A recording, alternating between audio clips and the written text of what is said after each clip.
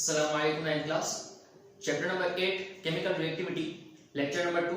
इसमें आज हम मेटल्स के बारे में पढ़ेंगे और इलेक्ट्रोपॉजिटिव कैरेक्टर ऑफ मेटल को भी डिस्कस करेंगे। So what is metal? Elements which readily lose their electron and form cation are called metals। वो एलिमेंट जो अपने इलेक्ट्रॉन्स को readily बहुत जल्दी से क्या कर देते हैं, लूज कर देते हैं, ठीक है, एंड फॉर्म केटायन, और क्या बनाते हैं, केटायन बनाते हैं, पॉजिटिव चार्ज अपने ऊपर जो है वो कैरी करते हैं, उन्हें हम मेटल कहते हैं। ठीक है, ऐसे स्पीशीज, ऐसे एलिमेंट्स जिनके पास टेंडेंसी होती है इलेक्ट्रॉन लूज करने की और केटायन फॉर्मेशन करने की, उसे हम मेटल कहते हैं। ठीक है, फॉर एग्जांपल हमारे पास सोडियम मेटल +1 चार्ज, ठीक है, मैग्नीशियम मेटल +2 चार्ज, इस तरह से एल्युमिनियम मेटल +3 चार्ज। तो ये क्या है, इसके ऊपर ये चार्ज है, ये मतलब केटायंस है। ठीक है, इस +1 का मतलब सोडियम ने 1 इलेक्ट्रॉन लूज किया हुआ है, मैग्नीशियम में +2 का मतलब मैग्नीशियम ने 2 इलेक्ट्रॉन लूज किए हुए हैं, और एल्युमिनियम में 3 का मतलब जो है ये कि एल्युमिनियम ने 3 इलेक्ट्रॉन्स लूज किए हुए हैं। ठीक है, वैलेंस इलेक्ट्रॉन्स, और ये मेटल्स की काबिलियत होती है इलेक्ट्रॉन्स को लूज करने की। अच्छा, metal structure consist of metal ions. तो मेटल का स्ट्रक्चर होता है, क्योंकि मेटल हमने कल पढ़ा था कि मेटल हार्ड होते हैं। ठीक है, तो मेटल हार्ड क्यों होते हैं, उनका स्ट्रक्चर हार्ड क्यों होता है, इस वजह से क्योंकि उनका स्ट्रक्चर जो है वो कंसिस्ट करता है मेटल आयंस पे। हमने ये मेटालिक बॉन्ड के अंदर पढ़ा था चैप्टर नंबर 4 के अंदर, मेटालिक बॉन्ड के मेटल्स क्या करते हैं, अपने आयंस को जो है वो बाहर रखते हैं और अंदर जो है वो स्ट्रॉन्ग रहते हैं। तो जो मेटल का स्ट्रक्चर होता है उसके ऊपर मेटालिक आयंस होते हैं, मेटल के आयंस होते हैं प्लस। ठीक है, उसकी वजह से क्या होता है, वो कंडक्टर होते हैं, जॉइंट बाय, वो मेटल आयंस जॉइंट होते हैं किससे, मेटालिक बॉन्ड से। ठीक है, मेटल से दरमियान बनता है ये बॉन्ड और एक वीक बॉन्ड होता है। ठीक है, अच्छा, हमारे पास मेटल कौन कौन से ग्रुप में मौजूद होते हैं, मेजर ग्रुप्स कौन से हैं? तो बच्चों ग्रुप 1 है जिसे हम अल्कली मेटल्स कहते हैं।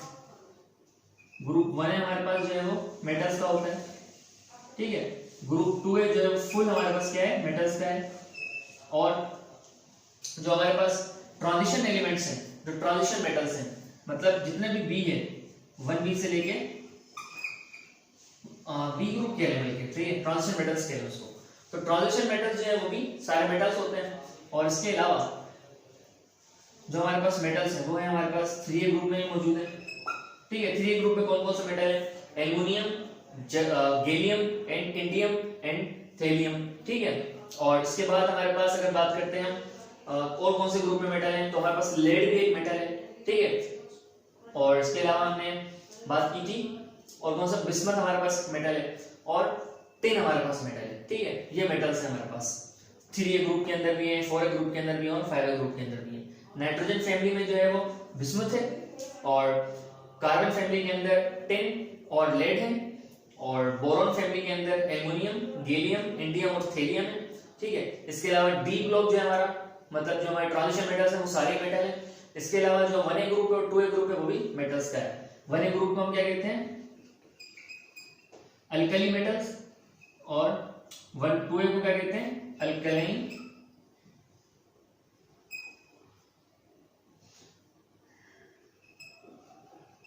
Earth metals. ठीक है, अल्कलाइन अर्थ मेटल्स और अल्कली मेटल्स, ये अल्कली मेटल्स होते हैं। और अल्कलाइन अर्थ मेटल्स का मतलब ये है कि क्या करते हैं, जब ये पानी के साथ रिएक्शन करते हैं तो अल्कली बनाते हैं, बेस बनाते हैं। ठीक है, okay. So electropositive character of metal, ये तो हमें पता चल गया कि मेटल कहां-कहां मौजूद है। हमने कहा 1A ग्रुप पूरा मेटल, 2A ग्रुप पूरा मेटल, 3A ग्रुप के अंदर जो है वो टोटल 4 एलिमेंट हमारे मेटल है, 5A ग्रुप में 2 हैं, और 6 ग्रुप में एक जो है वो मेटल है हमारे पास, बाकी नॉन मेटल्स हमारे और मेटल पेरिफेरल के अंदर। ठीक हो गया, अच्छा, अभी हमने देख लिया। तो अब इलेक्ट्रोपॉजिटिव कैरेक्टर ऑफ मेटल्स को पढ़ते हैं। सो इलेक्ट्रोपॉजिटिव कैरेक्टर को हम केटायन फॉर्मेशन भी कहते हैं, कि किसी भी मेटल की ये काबिलियत कि वो किस तरह से जो है केटायन की फॉर्मेशन करता है। So metals are highly electropositive, metals तो जो है वो हाईली इलेक्ट्रोपॉजिटिव है।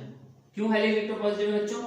क्योंकि उनके पास ये काबिलियत है कि वो इलेक्ट्रॉन को डोनेट लूज करते हैं। ठीक है, ड्यू टू देयर प्रॉपर्टी, किस प्रॉपर्टी की वजह से इलेक्ट्रोपॉजिटिव है, lose of their valence electron, इस वजह से कि वो अपने वैलेंस इलेक्ट्रॉन्स को बहुत जल्दी लूज कर देते हैं, रेडिली जो है वो लूज कर देते हैं। ठीक है, टू गेन स्टेबिलिटी, स्टेबिलिटी लेने के लिए।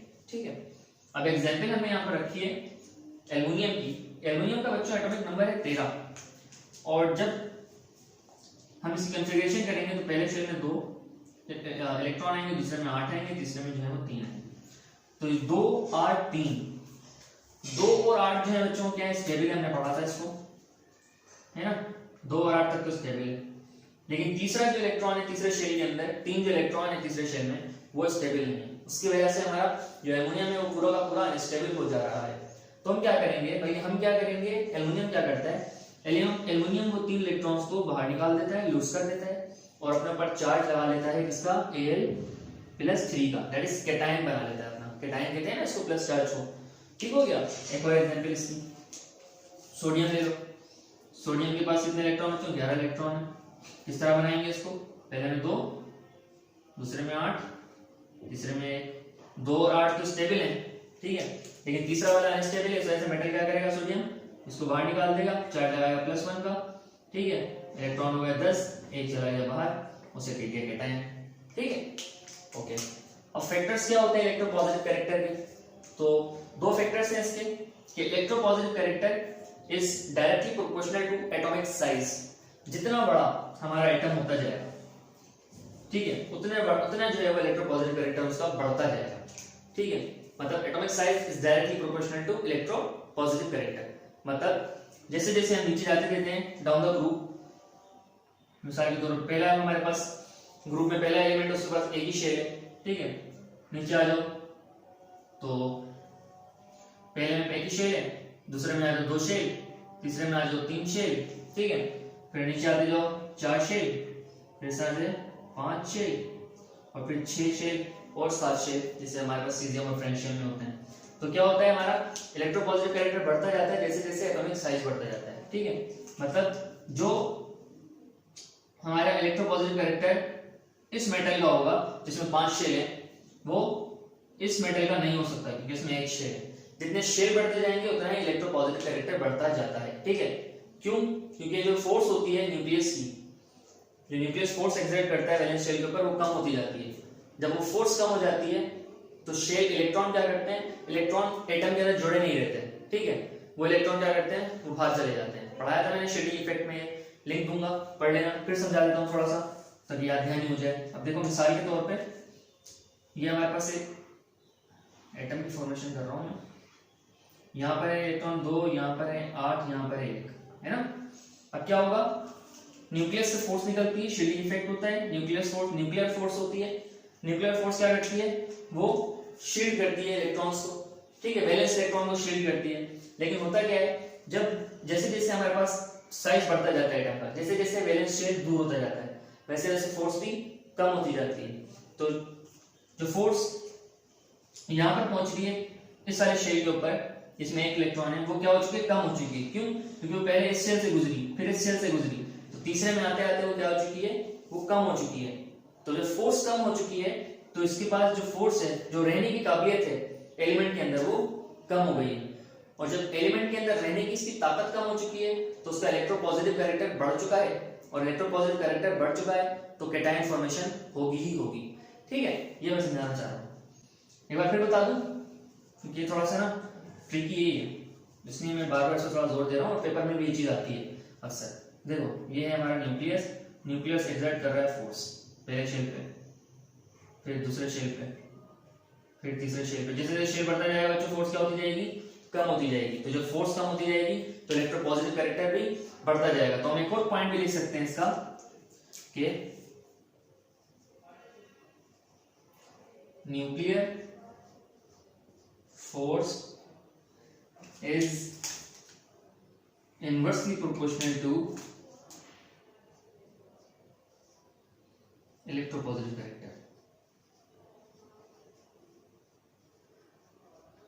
कि जब न्यूक्लियर फोर्स कम होगी तो इलेक्ट्रोपॉजिटिव कैरेक्टर बढ़ेगा, और जब न्यूक्लियर फोर्स ज्यादा होगी तो इलेक्ट्रोपॉजिटिव कैरेक्टर कम हो जाएगा। जैसे हाइड्रोजन का कम है लेकिन सोडियम का उससे ज्यादा है, सोडियम का कम है पोटेशियम का उससे ज्यादा है, पोटेशियम का कम है रुबिडियम का उससे ज्यादा है, रुबिडियम का कम है सीजियम का उससे ज्यादा है, सीजियम का कम है फ्रेंशियम का उससे ज्यादा है। लेकिन जो हमारे पास मोस्ट रिएक्टिव मेटल है ना पीरियोडिक टेबल के अंदर, वो सीजियम ही, याद रखिएगा।